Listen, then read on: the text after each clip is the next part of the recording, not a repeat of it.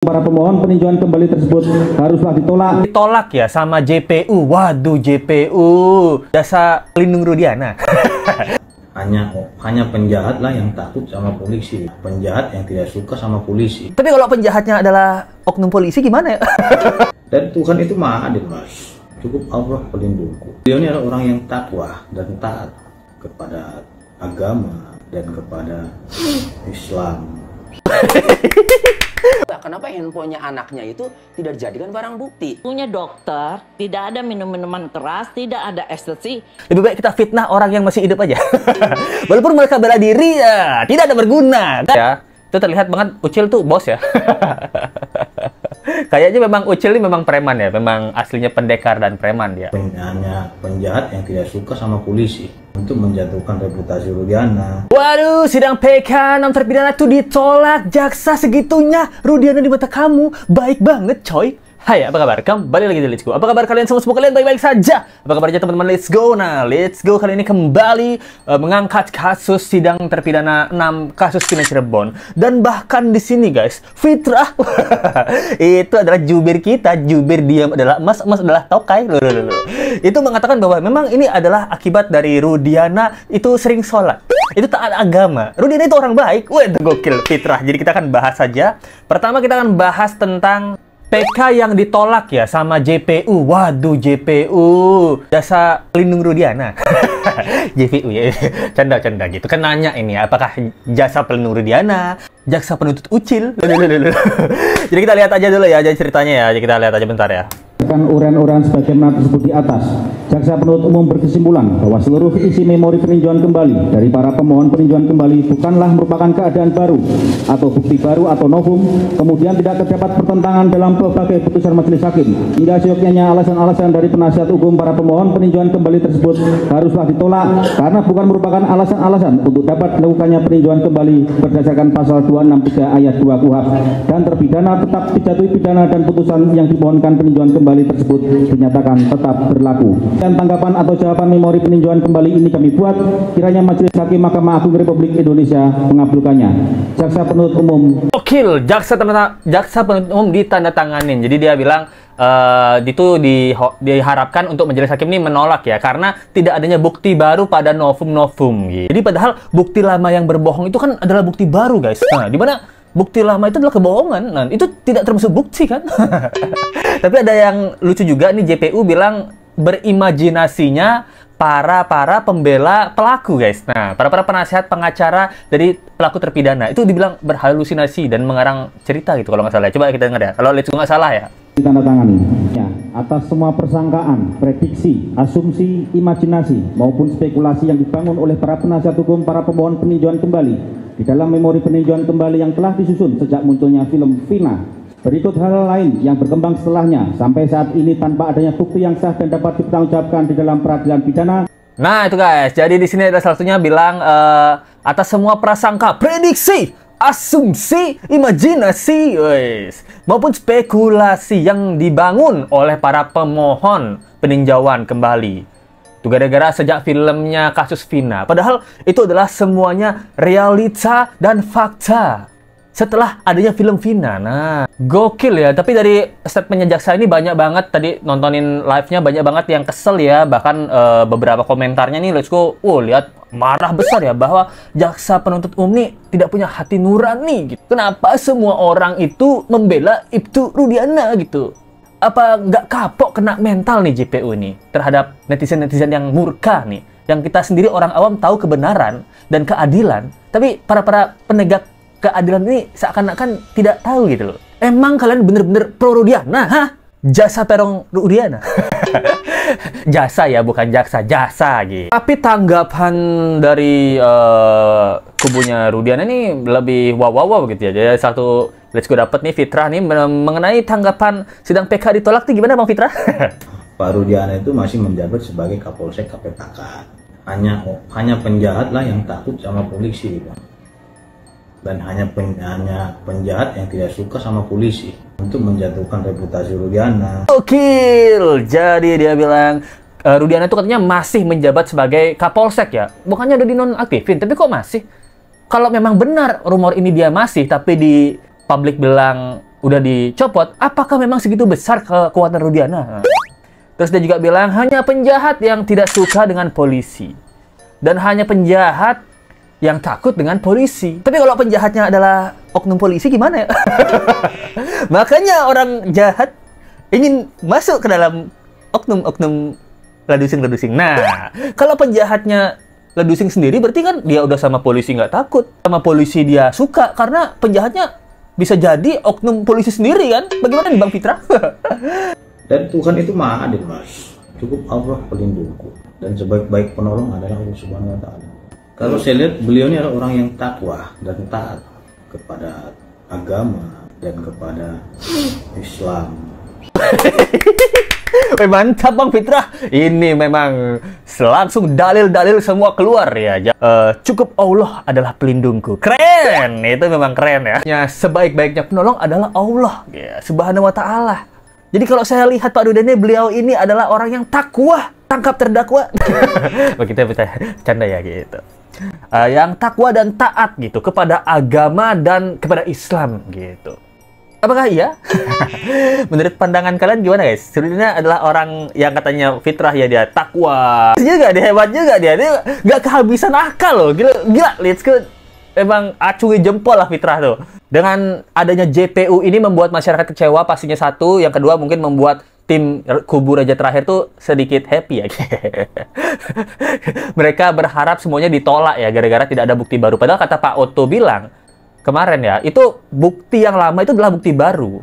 Bukti baru di mana itu semua adalah kebohongan. Nah, saksi-saksi itu bukan imajinasi. Itu adalah saksi-saksi yang dibuat oleh ya kubu-kubu Raja Terakhir gitu kesaksiannya. Nah, Jangan Pak Rudiana ini tahu semuanya. Kenapa handphonenya anaknya itu tidak dijadikan barang bukti? Lalu kenapa saya harus Rudiana? Karena yang mengamankan 8 pelaku itu adalah Rudiana, Pak. Saksi-saksi pun minim dulu ya. Itu yang bikin sedikitnya keluarga bingung. Harus percaya sama siapa? Balik lagi Mas, saya sama teman-temannya adik saya itu yang di luaran sana tidak pernah kenal. gokil. Jadi Mbak Markona, kamu tidak percaya dengan Widya dan Mega, padahal mereka lah orang yang terakhir dan terdekat dan diserta nginep. Vina itu nginep di rumah Widya dan juga Mega. Kamu tidak percaya sama teman-teman adikmu, kamu lebih percaya sama calon besanmu dulu. Gara-gara dia polisi. Nah, ini Pak Tony ya, karena Pak Tony mungkin tugasnya kemarin sudah selesai ya, mendampingi Peggy Kulba. Dia juga bilang, kenapa sih handphonenya Eki itu tidak dijadikan barang bukti gitu. Barang bukti apa? Kalau HP-nya Eki dijadikan barang bukti, ketangkap itu aliran dana tepung sagu. Ketahuan dia beli di mana. Apa kayak gitu ya? Ini pertanyaan ya. Ini bukan kecelakaan, ini pembunuhan yang orang yang awam sama sekali yang sering melihat jenazah. Janganlah memfitnah korban yang sudah meninggal, yang tidak bisa membela dirinya. Bilang minum ekstasi, bilang mabok-mabokan. Kita sudah punya dokter, tidak ada minum minuman keras, tidak ada ekstasi. Yang ada justru di lambungnya almarhum Vina adalah jagung yang belum sempat tercerna. Tapi janganlah memfitnah almarhum dan almarhumah yang tidak bisa bela diri, yang mereka telah bunuh. Gokil! Aduh, Nek Elsa gimana nih, Nek? Gitu. Janganlah memfitnah almarhum dan almarhumah yang tidak bisa bela diri. Lebih baik kita fitnah orang yang masih hidup aja. Walaupun mereka bela diri, ya, tidak ada berguna. Karena oknumnya sudah ada di institusi. Apa gitu, Nek? Nah, ini pertanyaan ya. Karena di sini dia bilang tidak ada tuh yang namanya miras dan juga ekstasi. Dokter itu sudah mengecek di dalam lambungnya nggak ada mabuk-mabukan, nggak ada miras, nggak ada ekstasi gitu. Siapa dokter itu, Nek? Hah? Sebut namanya, Nek. Biar kita sikat, Nek. Emangnya dokter tahu apa? Terus siapa yang diajak teman-temannya Eki minum-minum mabora-mabora? Siapa yang diajak sama teman-temannya Eki itu beli-beli ekstasi dan tramadol, trauma makan dodol? Siapa itu, Nek? Nah, tidak mau menerima kenyataan bahwa anaknya pemakai narkoba, tidak bisa mendidik, dan juga mabuk-mabukan. Orang yang mabuk dan makai narkoba bercita-cita menjadi polisi. Berarti kan bisa jadi di dalam institusi kepolisian ada oknum yang memang suka narkoba, mabuk-mabukan, suka fitnah, suka gebukin orang, suka tukar kepala. Sejadi kan? Dia bilang ini bukan kecelakaan, ini pembunuhan. Nah, segitu kerasnya ya. Ini kan netizen tuh sampai kesel ya. Masa gara-gara tukang pecandu narkoboy sama cabe-cabean. Malam itu ya. Anak-anak Badung di umur belasan ya meninggoy dunia, yang lainnya itu kena getahnya loh. Dan ini menurut Let's Go, Ibu Elsa ini menceritakan ya gimana katanya para pelaku ini dia habis mukulin Eki, menghabisi Vina, memperkosa Vina, itu celana dalamnya tuh dipakein lagi gitu. Mereka ini kuli bangunan, Bu Elsa. Susah untuk memperkirakan itu ya. Bahkan di sini Ibu Elsa menerangkan lebih detail daripada kita semua ya. Dia cerita bahwa Eki itu dipasangin lagi helmnya selesai digebukin gitu. Gebukin, helmnya dipasangin lagi. Ya. Terus masalah hujan-hujanan pas diperkaos itu belum hujan gitu. Jadi dia setelah diperkaos dan dibunuh dibawa ke flyover, setelah itu baru hujan nggak turun. Setelah hujan ya menghilanglah semua darah-darah itu. Waduh, Tara dongeng. Let's Go. Dengerin Bu Elsa ngomong ini cerita dari mana ya, Bu? Cerita dari sutradara terkenal ya? Dari penulis skenario ya? Nah, penulis skenario udah terbiasa bikin orang nggak bersalah. Ini pertanyaan ya, guys ya. Nah, jadi gimana guys menurut kalian ini, guys? Dan kalau kita lihat Ucil ya di sini. Nah, dia Ucil sama teman-teman ya. Itu terlihat banget Ucil tuh bos ya. Kayaknya memang Ucil ini memang preman ya. Memang aslinya pendekar dan preman dia. Teman-temannya duduk nunggu-nunggu Ucil aja yang kayak gini. Hah? Brengsek! Mana itu Sudirman yang sudah memfitnah saya? Kayaknya itu deh. Kayaknya kenapa Sudirman itu punya sel sendiri. Kayaknya gara-gara dia kan berdebah. Ya bukan berdebah ya. Katanya sih dia terbelakang mental sih. Tapi memang berdebah juga. Udah keterlaluan mental. Membuat 8 orang ini, 6 orang ini jadi terpidana ya. Kayaknya itu salah satu alasan Sudirman itu dipisah lapas. Kalau nggak pasti digebukin Ucil tuh tiap hari. Karena dia fitnah ya. Gimana menurut kalian guys tentang kasus kali ini? Terima kasih banget nih buat yang udah support Let's Go kemarin ya. Maaf nih 3 hari Let's Go nggak ada update berarti karena ada kesibukan ya. Terima kasih banyak buat sekali lagi yang supporter the best of the best 3 of the month, yaitu Sri Wahyu 8161, tiada kebaikan selain Sri Wahyu 8161. Sri Wahyu 8161, terima kasih Sultan Hong Kong ya, masih dengan selalu support Let's Go. Tiara Ciung, 1792. Bravo Pak Uto, semoga 7 terpidana bebas. Semoga ya, kalau JPU nggak masuk angin. Terus dari Dewinya dari segala Dewi di dunia ini, Lili Kumala Dewi, Dewi dari segala Dewi. Thanks, terima kasih banyak. Lili Kumala Dewi, Dewi dari segala Dewi. Terima kasih banget udah support Let's Go selalu. Dari Zahratun Nida, Assalamualaikum, sehat selalu Bang, buat kamu gitu.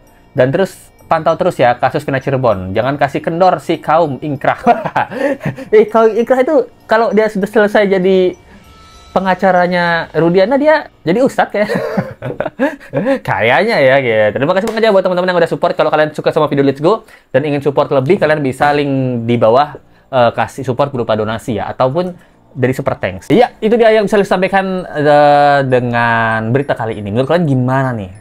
Kasus terpidana semua ditolak kayaknya nih dari JPU ya. Tapi tidak mungkin itu terjadi karena Hakim Eman Sulaiman, kita masih berharap pada Hakim Eman Sulaiman semoga hakimnya diganti. Ataupun kita netizen masih menyeruakan kebenaran di atas segalanya. Jadi itu yang bisa saya sampaikan. Thank you banget yang udah nonton. Jangan lupa like, comment, share, dan subscribe video ini. Kita ketemu lagi di video berikutnya. Sampai jumpa lagi ya. Bye.